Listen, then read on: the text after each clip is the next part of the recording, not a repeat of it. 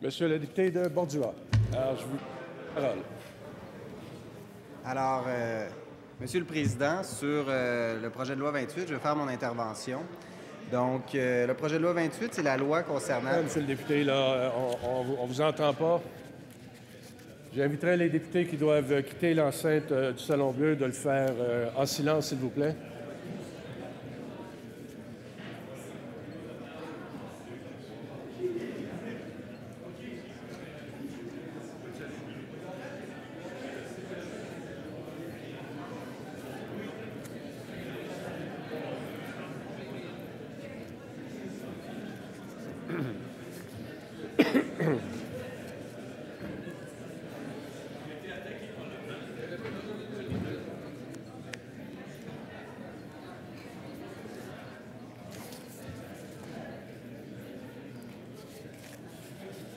Alors, avec un peu de silence, on va pouvoir poursuivre les travaux de l'Assemblée. Je vais céder la parole à Monsieur le député de Bordua pour son intervention. Monsieur le député. Merci, Monsieur le Président.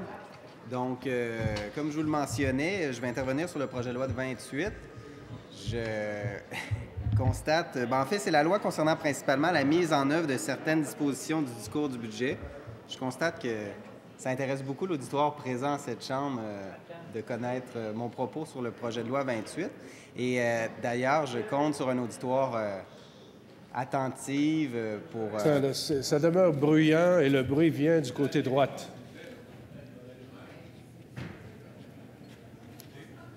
Alors voilà. On veut bien entendre l'intervention de Monsieur le député de Bordua, à qui je recède la parole. Merci, Monsieur le Président. Donc, comme je le disais, je vais intervenir sur la loi concernant principalement la mise en œuvre de certaines dispositions du discours sur le budget du 4 juin 2014 et visant le retour à l'équilibre budgétaire en 2015-2016. Plusieurs de mes collègues l'ont mentionné, plusieurs personnes dans cette Chambre également, que le projet de loi numéro 28 est un projet de loi qui contient des dispositions législatives sur de nombreux sujets. On traite des garderies, on traite du bloc patrimonial en matière d'hydroélectricité, on traite d'une foule de sujets, notamment aussi, on traite d'immigration. On vient modifier la loi sur l'immigration à certains aspects. Seulement 3 articles du projet de loi 28 touchent la modification à la loi sur l'immigration. Donc, c'est les articles 311, 312 et 313 du projet de loi 28. On réfère à l'article 311, à l'article 3.3 de la loi sur l'immigration au Québec, qui est modifié par le premier alinéa. Et puis, je vais vous exposer les nuances qui sont, les modifications qui sont faites dans le cadre du projet de loi 28. Donc, à 3.3, le gouvernement peut faire des règlements pour B5, déterminer les conditions applicables à la personne ou à la société qui participe à la gestion d'un placement ou d'un dépôt d'une somme d'argent d'une personne qui présente une demande en vertu de la loi. Donc, ici, on vient modifier toute personne. Dans l'ancienne version, on visait plutôt les critères applicables à une personne. Donc, on inclut également maintenant la société. On poursuit B6, parenthèse, déterminer les conditions relatives au placement ou au dépôt, ainsi qu'à la gestion et à la disposition des sommes placées ou déposées, dont le remboursement et la confiscation. Donc, sur cet élément-là, Monsieur le Président, il faudrait se poser la question, quelles seront les conditions? Est-ce qu'il va y avoir l'établissement d'un cadre réglementaire pour venir appuyer cette disposition-là? Donc, concrètement, on élargit l'article pour appliquer aussi à la société cet article-là. On inclut aussi, en plus du placement financier, un dépôt ou une somme d'argent. Et également, on élargit pour inclure toutes les demandes en vertu d'une loi. On ajoute un pouvoir face au dépôt, placement, tant au niveau de la gestion du remboursement que de la confiscation de la somme d'argent placée. Première modification. Deuxième modification, on rajoute un élément à l'article 3.3 de la loi sur l'immigration, le paragraphe R. Prévoir des sanctions administratives, pécuniaires ou autres en cas de contravention aux dispositions de la présente loi ou d'un règlement pris en vertu de celui-ci. Donc, on constate que prévoir des sanctions administratives, pécuniaires ou autres, c'est un régime d'application dans une loi qui est extrêmement particulier. Parce que vous n'êtes pas sans savoir, Monsieur le Président, que généralement, lorsqu'on impose des dispositions pécuniaires, on va se retrouver en matière d'infraction pénale statutaire.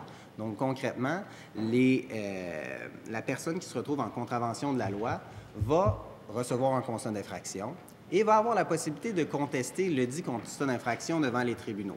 Donc, il va avoir le droit à une défense pleine et entière, d'aller devant un juge de paix magistrat généralement en Cour du Québec ou devant un juge de la Cour du Québec en chambre criminelle et pénale. Et là, il va pouvoir contester le constat d'infraction, l'infraction pénale qui est portée contre lui.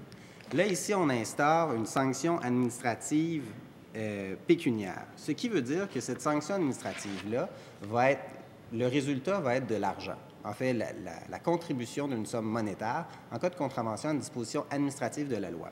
Ce régime-là est un régime particulier parce que la procédure, généralement, en vertu de ce régime-là, la procédure d'appel est une procédure de révision qui va se retrouver à l'intérieur même du ministère. Donc, on peut se questionner pour savoir quelle est l'indépendance ou quelle est la possibilité d'offrir pour la personne qui est titulaire d'une sanction pécuniaire administrative, quelle est la possibilité pour cette personne-là d'être entendue de façon indépendante? Parce que concrètement, la procédure de révision administrative va l'être au niveau même de l'organisation. Donc, c'est possible que ce soit dans un autre département, mais concrètement, c'est à l'intérieur même du ministère qui revise la décision administrative. Donc, sur cet élément-là, il va falloir se questionner sur la pertinence de la sanction administrative pécuniaire et de l'application de ce nouveau recours à l'intérieur même de la loi. Parce que ça va être important, dans le cadre de l'administration de cette loi-là, que les droits des gens qui pourraient avoir commis une infraction soient respectés et qu'ils puissent bénéficier d'une défense pleine et entière. Outre dans le cadre de cet article-là aussi, le gouvernement se donne un pouvoir supplémentaire de prévoir des sanctions pécuniaires ou administratives, comme je vous l'ai dit, en cas de non-respect de la loi ou d'un règlement. Donc, il va falloir voir de quelle façon ça va être appliqué par le ministère et aussi quelles seront les directives internes qui vont être ciblées. Au paragraphe 3.3 également, un règlement pris en vertu des paragraphes A à B6, F2 ou F3 du premier alinéa n'est pas soumis à l'obligation de publication prévue à l'article 8 de la Loi sur les règlements, chapitre R 18.1, et malgré l'article 17 de cette loi, entre en vigueur à la date de sa publication à la Gazette officielle du Québec ou à toute date ultérieure qui est fixée. Donc, concrètement, l'article 8 de la Loi sur les règlements ne s'applique pas. Qu'est-ce que c'est l'article 8 de la Loi sur les règlements? Dans le fond, c'est le projet de règlement généralement qui est publié. Donc, ce que la loi prévoit, le projet de loi 28 prévoit, c'est que le règlement va rentrer en vigueur à partir du moment où il va être publié à la Gazette officielle, mais il n'y a pas de projet de règlement qui va être soumis à la Gazette officielle. Dans ce contexte-là, on constate qu'il y a une absence de consultation des différents groupes parce que la procédure régulière, c'est de passer, lorsque vous adoptez un règlement, par un projet de règlement, vous allez pouvoir requérir les commentaires des gens de l'industrie, les commentaires des gens qui vont être touchés par le règlement et qui vont devoir évoluer dans ce cadre réglementaire-là. Concrètement, ça va être à la discrétion, dans le fond, du ministre de l'Immigration d'établir quels seront les paramètres du règlement et il y aura moins lieu de pouvoir modifier ce règlement-là, car il n'aura pas fait l'objet d'un projet de règlement. Maintenant, à l'article 3.4 de la Loi sur l'immigration, il y a également une modification. Donc, au paragraphe C, exiger, lorsque le nombre des demandes de certificat de sélection que le ministre entend recevoir est déterminé par une décision prise en vertu de l'article 3.5, qu'une personne ou une société visée au paragraphe B5 du premier alinéa de l'article 3.3, qui participe à la gestion d'un placement d'un ressortissant étranger détiennent un contingent attribué par le ministre. D. Fixer le contingent minimal de la personne ou de la société. E. Déterminer les conditions et les modalités d'attribution du contingent de la personne ou de la société, notamment en établissement d'une formule de calcul de contingent et en y déterminant la valeur des paramètres. Donc, on comprend concrètement que ça va viser les consultants en matière d'immigration qui vont avoir un seuil à respecter, une sorte de quota. On vient incorporer un quota dans le cadre du projet de loi 28 pour gérer en fait les intermédiaires financiers en lien avec les immigrants investisseurs. Vous avez également le paragraphe F qui est ajouté, prévoir des sanctions administratives, pécuniaires ou autres applicables à la personne ou à la société qui ne respecte pas le contingent qui lui a été attribué par le ministre et D. Déterminer les conditions relatives à la cession d'un contingent. Donc, le ministre se donne le pouvoir de créer un contingent, une sorte de quota qui va être attribué aux consultants en immigration. Et si ce n'est pas le cas, eh bien, si le nombre de quotas n'est pas respecté, à ce moment-là, le ministre va pouvoir intervenir. Encore une fois, ça va être par le biais d'un règlement et on se questionne à savoir de quelle façon le règlement va être appliqué et quel va être le contenu du règlement. L'autre point intéressant du projet de loi 28 qui touche l'immigration, c'est l'article 3.13. L'article 6.1 de cette loi est modifié par le remplacement dans le premier alinéa de 10 000 par 15 000 Donc, en fait, ce qu'on exige pour une demande de dépôt de candidature pour un immigrant investisseur, c'est que maintenant, le coût de la demande passe de 10 000 à 15 000 Nous nous questionnons à savoir le 5 000 supplémentaires par les demandes qui sont déposées. Il y a environ 7 000 de demandes en matière d'immigrants investisseurs qui sont déposées. Donc, les sommes qui vont être dégagées par ce surplus, est-ce qu'elles vont être directement attribuées, investies dans l'accueil et l'intégration des immigrants? On souhaite aller chercher davantage chez les immigrants investisseurs au niveau de la contribution et il faudrait que cet argent-là serve véritablement à l'intégration, à la francisation des immigrants. Ça m'amène à vous parler, Monsieur le Président, du nombre d'immigrants investisseurs que l'on reçoit, parce que bien qu'il y ait environ 7 000 demandes de dépôt de candidature des immigrants investisseurs, il y en a seulement environ autour de 3 000 immigrants investisseurs qui décident de choisir le Québec et de venir s'établir au Québec. Vous savez, on a besoin qu'au Québec, que l'économie progresse. On a besoin de créer des emplois de qualité. Les immigrants investisseurs qui choisissent le Québec se doivent de créer des emplois au Québec, se doivent d'investir au Québec et doivent devenir des partenaires actifs à la société québécoise. Et surtout, on va les chercher parce qu'ils ont une expérience de gestion dans leur domaine. Donc, concrètement, on souhaite qu'ils viennent s'établir au Québec, qu'ils viennent investir au Québec, mais aussi qu'ils demeurent au Québec. Et à cet effet-là, les chiffres sont un peu inquiétants au niveau des immigrants investisseurs parce qu'au niveau du taux de rétention des immigrants, eh bien, des immigrants de la catégorie investisseurs qui se retrouvent dans la catégorie gens d'affaires, donc dans la sous-catégorie investisseurs, bien, malheureusement, on a une grande difficulté au Québec à retenir ces immigrants investisseurs-là. Environ, je vous dirais, la moyenne, seulement 22 des immigrants investisseurs arrivés entre 2003 et 2012 habitent encore au Québec, donc en 2014. Donc, c'est environ une cohorte sur 5 à chaque année qui demeure au Québec. Je vais vous donner les chiffres, Monsieur le Président. En 2003, le Québec a accueilli 983 immigrants investisseurs. En 2014, parmi ces 983 immigrants investisseurs, il y en avait seulement 173 qui avaient encore une présence sur le territoire québécois. En 2004, nous avons accueilli 1043 immigrants investisseurs. En 2014, combien restait-il de personnes de ce contingent-là? Seulement 217 personnes. En 2005, on a accueilli 1152 immigrants investisseurs. Combien en reste-t-il de cette cohorte? 333. On va faire un saut pour les autres années. En 2012, nous avons accueilli 4 432 immigrants investisseurs. De ce nombre, seulement 643 demeurent toujours actuellement au Québec en 2014, selon les statistiques du ministère de l'Immigration.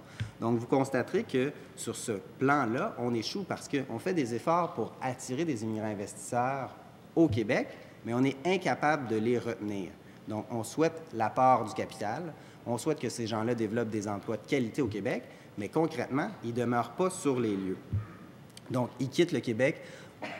On ne réussit pas à les retenir. Donc, Monsieur le Président, c'est extrêmement inquiétant et je souhaite que les ressources qui vont être dégagées, les ressources supplémentaires, donc le 5 000 supplémentaire de la hausse de la tarification, soient investies véritablement au niveau de la rétention, au niveau de l'intégration, au niveau de la francisation des immigrants. C'est fondamental parce que vous voyez qu'on est dans une situation où le constat d'échec peut être tracé. Ça m'amène à vous parler, Monsieur le Président, aussi en matière du nombre d'immigrants investisseurs qui arrivent au Québec. Je vous ai dit tout à l'heure, on a environ 7 000 demandes annuellement. Donc, parmi ces 7 000 demandes-là, il y a uniquement la moitié des immigrants investisseurs qui décident de venir. Donc, il y a une partie de cette somme-là, du 15 000 totalement, qui pourrait être investie dans les programmes d'insertion, d'intégration, afin de soutenir les immigrants qui choisissent le Québec. Parce que vous le savez, Monsieur le Président, c'est extrêmement difficile pour un immigrant qui choisit le Québec de s'intégrer et de se franciser parce qu'il y a énormément de défis et la société d'accueil doit soutenir les immigrants, doit leur offrir les ressources, offrir un cadre où ceux-ci vont pouvoir réussir à s'intégrer, à trouver un emploi et à participer au développement et à l'essor de la société québécoise. Il y a plusieurs éléments dans le projet de loi 28. Je vous l'ai mentionné. On traite des garderies, du bloc patrimonial d'hydroélectricité, on traite des CRE, des CLD. Et ça m'amène à vous parler de la loi qui a été déposée par mon collègue de Granby, le leader parlementaire de notre formation politique, sur le directeur parlementaire du budget. C'est à noter que ce projet de loi-là avait été déposé également sous l'ancienne législature, donc la 40e législature, par notre formation politique aussi. Vous n'êtes pas sans savoir que dans au Parlement fédéral, il y a déjà un directeur parlementaire du budget. C'est la création de cette institution-là nous apparaît fondamentale pour éviter qu'à chaque fois qu'il y a une élection, qu'il y a un changement de gouvernement, les mêmes stratagèmes se poursuivent. Je vais vous rappeler que selon ma connaissance de l'historique politique au Québec, on peut remonter ça à 2003 parce qu'avant ça, j'avais moins... c'est ça. Comme le dirait le député de la Pelletrie... T'es pas au monde. J'étais au monde, mais cependant, disons que l'intérêt était moins grand pour la politique. Mais je me souviens très bien, par contre, en 2003, quand le gouvernement libéral de Jean Charest est arrivé au pouvoir, de l'ex-premier ministre Charest, il y avait eu un constat que les finances qui avaient été laissées par le précédent gouvernement, mais il y avait un gouffre financier. Ensuite, gouvernement libéral entre 2003 et 2012. Plus récemment, le Parti québécois a pris le pouvoir en 2012. Quel a été le constat? Il y a un gouffre financier laissé par l'ancien gouvernement. On l'a vu plus récemment, à l'élection de la 41e législature, le gouvernement libéral, qu'est-ce qu'il a fait? Il a dit « Ah, le déficit est plus important que celui prévu. » Je crois que le ministre de la Santé avait utilisé le terme « une abysse financière ». Donc, toujours les deux mêmes vieux partis, en alternance, se font toujours le même coup, cachent la réalité budgétaire à l'ensemble des Québécois. Et c'est important de s'assurer que... Monsieur le Président, le député de Vanier semble avoir des commentaires sur mon intervention. Je ne sais pas s'il veut intervenir. Un seul député a la parole. Alors, moi, je demanderais de respecter le droit de parole de monsieur le député de Bordua et de ne pas l'interpeller pendant son intervention. Veuillez poursuivre, monsieur le député de Bordua. Question de règlement, monsieur le député de Vanier. Je vous écoute. Il a utilisé des mots qui sont interdits au lexique. Il a dit qu'on cachait certains renseignements, monsieur le Président. Et ça avait été mentionné aussi, qui est au lexique des propos interdits, monsieur le Président. Monsieur le leader de la deuxième opposition. Le respect que je vous dois et l'expérience que vous avez, vous êtes pas levé pour intervenir et corriger mon collègue. Donc, je pense qu'il peut continuer son discours et qui est très intéressant. À la fois, il reste à peu près 3 minutes. Alors, je vous invite à l'écouter. Merci. Alors, monsieur le député de Vanier, tout dépend du contexte dans lequel les mots sont utilisés. Il ne me paraissait pas que le député de Bordua enfreignait le règlement, donc je l'invite à poursuivre. Merci, monsieur le Président. En fait, ce que je vous disais, la nécessité d'avoir un directeur parlementaire du budget serait bénéfique pour l'ensemble des contribuables et l'ensemble des Québécois, et aussi pour tous les députés présents à cette Chambre. Parce que concrètement, on pourrait avoir une photo de l'état du budget, l'état des finances publiques, et c'est ce qui manque.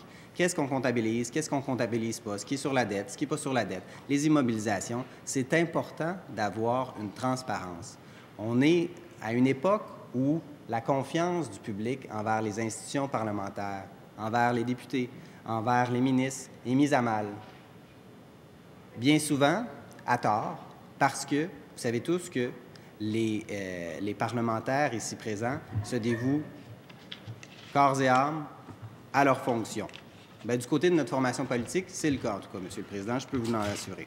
Mais je reviens avec la proposition du directeur parlementaire du budget. Ça permettrait, monsieur le Président, d'éviter que les chiffres soient instrumentalisés et de toujours amener le discours « c'est la faute de l'ancien gouvernement »,« non, mais vous étiez là avant nous ». Donc, on retourne toujours dans la ribambelle, dans les mêmes discours. On est à un point, Monsieur le Président, où il faut avancer. Il faut s'attaquer aux finances publiques. Il faut s'assurer qu'on va assainir les finances publiques et de façon transparente. Je vous disais qu'il y avait plusieurs éléments dans le projet de loi 28. Plusieurs de mes collègues sont intervenus. C'est un projet de loi que l'on pourrait qualifier de projet de loi mammouth. Donc, je constate que le gouvernement s'inspire des pratiques de d'autres parlements au Canada. Je l'invite, Monsieur le Président, à s'inspirer également du Parlement fédéral pour la création d'un poste de directeur parlementaire du budget dans un souci de transparence. Un autre élément aussi, Monsieur le Président, c'est la hausse des tarifs.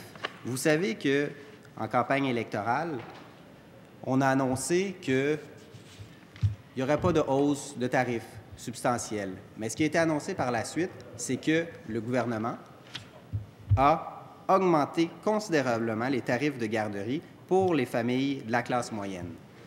Le message qu'on envoie, c'est toujours « taxons davantage les familles » et ne réalisons pas d'efforts de rationalisation à l'intérieur de l'État québécois. Monsieur le Président, je vous dis, la façon d'arriver à une saine gestion des finances publiques n'est pas de toujours taxer davantage le contribuable. Merci.